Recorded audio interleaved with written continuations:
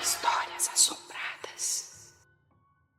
Vamos lá então ao relato de hoje, que é este, para quem gosta aí, ó, um senhor lobisomem. Oi, Ana, tudo bem? Meu nome é Fulana, mas pode me chamar de Fulana. O relato que vou contar hoje é uma história que aconteceu comigo em uma visita na casa da minha mãe. Acabei criando coragem de contar após assistir alguns relatos de lobisomem, inclusive o relato do proibidão lá do cachorro. Esse relato me motivou muito, pois acabou ajudando eu a acreditar ainda mais no relato que eu vou contar a seguir. Sabe, Ana, eu sou evangélica desde criança e criada na igreja.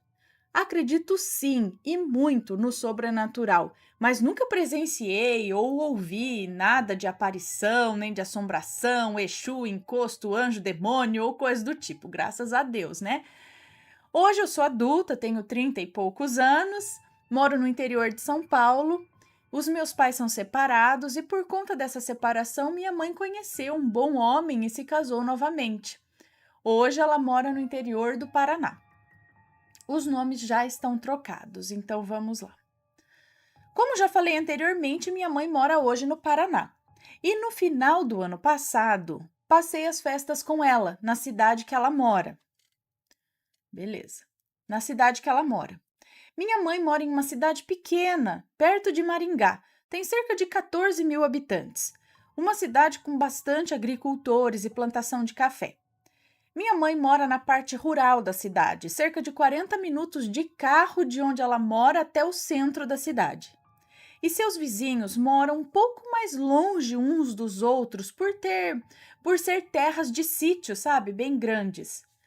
E é sobre um deles que eu vou contar a história de vida aqui. Na primeira noite em que eu dormi lá, acordei várias vezes de madrugada. Não conseguia dormir, tinha a sensação de estar sendo observada, vigiada, era um clima muito estranho. E o mais estranho é que, por ser sítio, cercado por mata, à noite, estava assim extremamente silenciosa. Mas nesses momentos em que eu acordava na madrugada e tinha uma sensação de ter alguém me olhando, eu ouvia ao fundo uivos.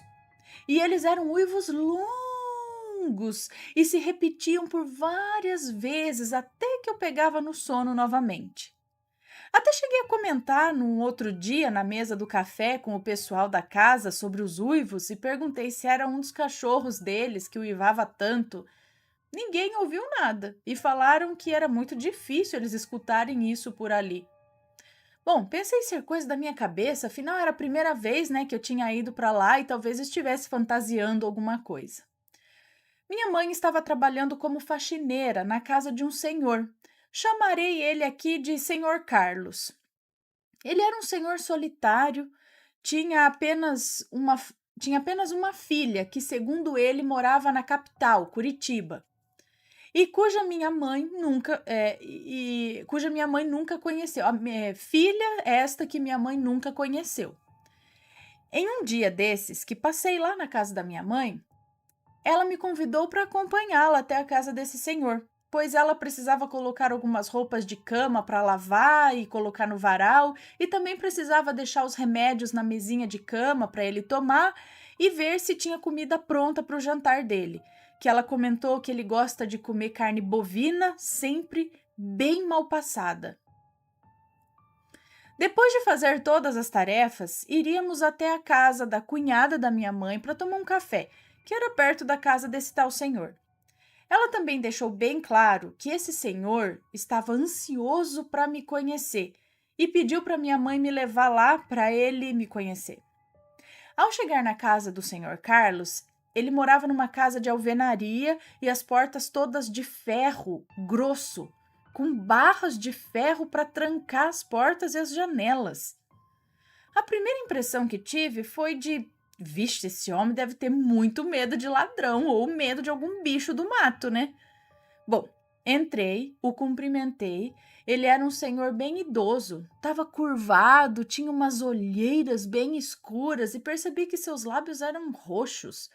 Mas por ter acredito eu, seus 70 anos, o- é, os pelos dos braços e do pescoço e até os cabelos eram negros e ele tinha muito pelo corpo, né? Para um homem de 70 ou mais.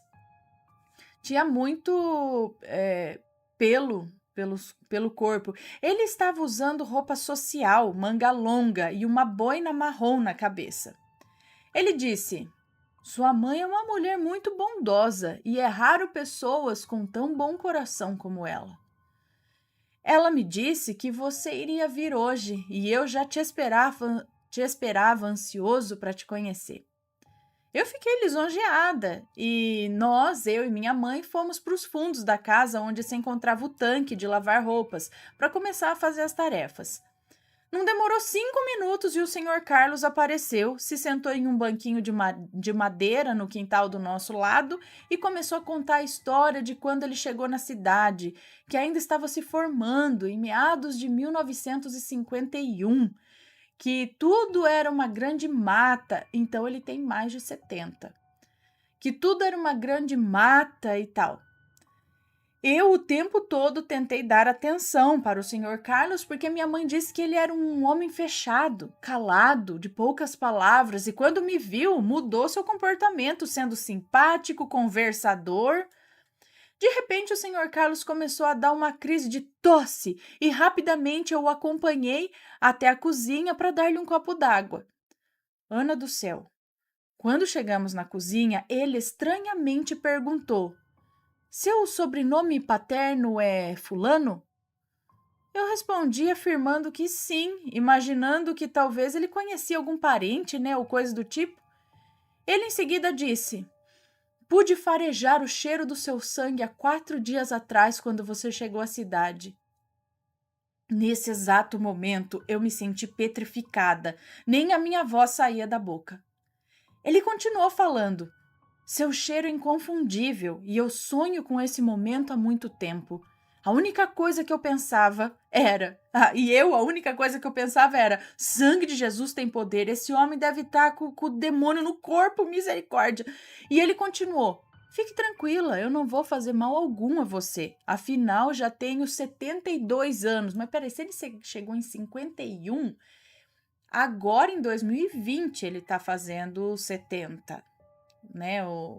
Então, ele não chegou com 2, ele chegou com 2 anos na cidade. Então, tem que ter mais do que 72 ou em meados de 51, não, ele chegou antes de 1950, então.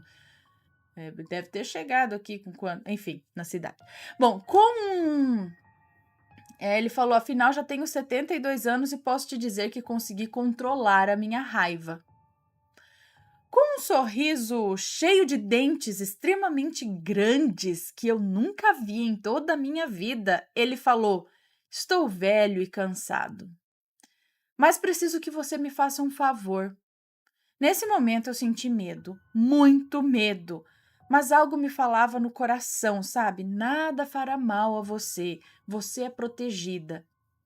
E parece que o medo desapareceu. E no lugar começou a surgir uma curiosidade de ver no que aquilo ia dar. Ele caminhou até a entrada da casa, onde tinha uma varanda com uns bancos de madeira, e se sentou. Eu o segui e perguntei: Quem é você? Ele respondeu de costas para mim, olhando para a mata em frente à casa ao longe, e contou a sua história. Disse assim: Meu avô era um homem ruim, gostava de matar pessoas, gostava de judiar das pessoas, sabe, até a morte. Ele era italiano, e na Itália, naquela época, a justiça era feita com as próprias mãos. Ou mandava alguém fazer, coisa que meu avô adorava fazer, né? Em uma dessas mortes encomendadas que o meu avô pagou para matar, ele teria que matar uma suposta mulher adúltera. E a sua morte foi encomendada pelo marido, que queria que ela fosse queimada com óleo quente. Então o velho maldito foi e fez, mas mal sabia ele que a mulher adúltera era uma cigana, feiticeira. E no último suspiro, entre os- e no último suspiro antes de morrer, ela o amaldiçoou. afirmando que por ser perverso ele iria uivar como um cão selvagem e viver como animal raivoso quando a sua fera interior fosse liberada novamente. Pois bem, meu avô não acreditou e quando ele matou novamente outra pessoa, a fera dentro dele saiu e no corpo de homem surgiu uma besta feroz que andava de quatro no chão e com a semelhança de um cachorro grande e peludo em busca por sangue. Depois de tantas mortes, meu avô morreu antes da nossa família emigrar para o Brasil. Ele morreu a pauladas. Meu tio era o filho mais velho de 9 irmãos, 4 homens e 5 mulheres. Ele era uma criança vergonhosa, acanhada e não gostava de muitas amizades.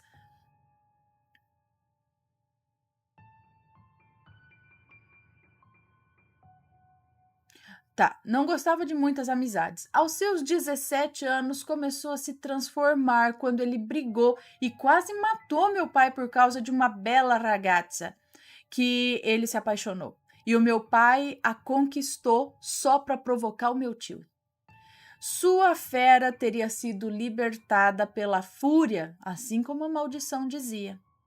Por sua vez, meu tio, já com 19 anos e não sabendo mais conviver com os ataques de fúria cada vez mais incontroláveis e a sensação de se tornar um animal sedento por sangue e com medo de matar as pessoas que ele amava, ele acabou por tirar a própria vida. Já o meu pai, esse era o quarto filho. Era terrível. Se irritava por qualquer coisa e explodia sua raiva e revolta por nada. Mas aos 20 anos ele percebeu que não tinha sinais da maldição e por não se transformar em fera e com o mesmo temperamento do meu avô, saiu um dia em busca de magia negra para poder ter a sua fera liberta. Em uma certa noite, depois de vários dias fora de casa, o meu pai chega todo sujo de terra, molhado e fedendo a carniça, magro como uma página de um livro. Magro como a página de um livro velho dobrada no bolso da camisa. Não, magro com uma página de um livro velho dobrada no bolso da camisa. Minha avó, ao ver o estado do meu pai, rapidamente pede ajuda aos outros irmãos para que o levassem para tomar um banho e tomar um prato de sopa quente. Meu pai, após ser cuidado e alimentado, pergunta onde a minha avó tinha colocado a tal página que tinha em seu bolso. Ele a pega e afirma que fez um encantamento e um ritual por 3 noites com ossos de um animal cozido e um espelho na beira do rio. Minha avó, desesperada com essa história, perguntou se ele conseguiu o que queria e ele respondeu que sim.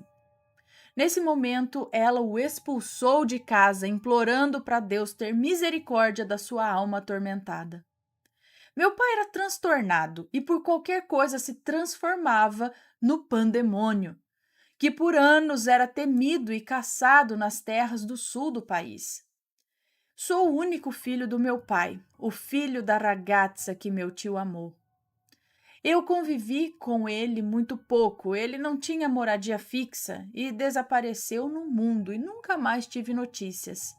Meu pai quis ser amaldiçoado e não foi, mas virou um animal muito pior. Eu sou primogênito da linhagem do meu avô e com 17 anos a maldição começou a surgir. Às vezes acordava com dores fortes nas pernas e nos braços e nas costas. Minhas unhas e gengivas sangravam. Depois comecei a acordar às vezes em algumas manhãs no quintal da casa em que eu morava, sempre com sangue seco nas mãos e nas unhas, sujo de terra e também fedendo muito. Eu já com 20 anos e com consciência do tipo de bicho que eu me transformava, um dia surgiu a oportunidade de vir morar em um lugar isolado e aqui estou até hoje. Essa casa é bem reforçada e nas noites que eu sinto que a fera vai ser liberta, eu me tranco aqui dentro e só saio ao raiar do dia. 50 anos se passaram e você está aqui hoje. Minha avó dizia que a maldição só poderia ser quebrada por uma mulher da linhagem da cigana. E você, fulana, tem o cheiro dela. Não sei dizer por que eu sei disso, mas eu sei. Quero encarecidamente te pedir, por favor, quebre essa maldição, pois eu quero, na minha velhice, morrer em paz. Ana, nesse momento eu disse: que doideira, senhor Carlos! Será que eu devo acreditar nisso tudo aí? E se eu fosse te ajudar, que jeito que eu faço isso? Como é que eu faço? Ana, naquele momento, ele pegou uma caixa que estava em cima da cobertura da varanda, entre uma madeira e uma telha, e de dentro ele tirou um tipo de colar com uma pedra afiada, parecendo um dente canino, sabe? Colocou no pescoço e pediu para que, acima de tudo, que a minha oração fosse de coração. Não poderia ser decorada ou coisa do tipo, mas que eu tinha que pedir a libertação de sua alma inocente, porque ele não tinha culpa de nada, o que o seu avô outrora fez. E eu perguntei o que era aquele colar. Aí ele disse: era do meu avô. E quando você fizer a oração, a maldição ficará presa no colar e eu o queimarei para pôr fim em tudo isso. Eu fiz a oração, Ana. Ele se ajoelhou e eu coloquei as mãos no seu coração e de coração fiz uma oração pedindo que quebrasse toda aquela maldição e fosse perdoado todo o mal cometido no passado. Ele simplesmente me deu um beijo nas mãos e disse: estou em paz, me sinto eu de novo. Nesse momento minha mãe apareceu e disse: que água demorada é essa, hein? Vem me ajudar aqui rapidinho para a gente ir embora e para de aborrecer o senhor Carlos. Olhei no relógio e a história que ele me contou, que parecia ter demorado horas, passou só 5 minutos. Eu fiquei perplexa, mas já tinha entendido tudo. Não contei nada para minha mãe ou qualquer uma das pessoas de lá. Só meu marido soube quando eu voltei para casa. Em fevereiro, a minha mãe, em uma dessas nossas ligações que a gente faz para ver como estão e tal, ela mencionou que o senhor Carlos havia falecido e que morreu dormindo. Eu senti uma alegria em saber que ele pôde descansar e que eu pude ajudar. Nunca soube se tinha e eu nunca soube se eu tinha descendência cigana, até que perguntei para o meu pai e ele afirmou que já tinha, em um momento de sua vida, escutado falar que sua bisavó era andarilha ou cigana. E eu fiquei abismada com a revelação. Eu ainda às vezes penso: meu, que coisa de doido. E agora, mais do que nunca, eu acredito em lobisomem. Desculpa pelo relato longo, esse relato é um dos pouquíssimos acontecimentos sobrenaturais que eu presenciei. Beijos, Ana, para você, para o Matheus e para as crianças. Um beijo para você, muito obrigada. Gente, o homem é lobisomem, que tudo isso. E o pai dele fala: eu não tenho a maldição, mas vou procurar pela maldição. Eu quero ser lobisomem também, já que meu avô é, meu irmão também é, também quero ser lobisomem. E aí ele acabou herdando do vô, do pai. Gente do céu, que homem ruim que era o vô, hein? Esse daí, lobisomem por si só. E aí, tá gostando dos relatos? Então o que você acha de deixar um like aí no vídeo, hein? Gosta dos relatos? Deixa o seu like, mesmo que seja nos cortes.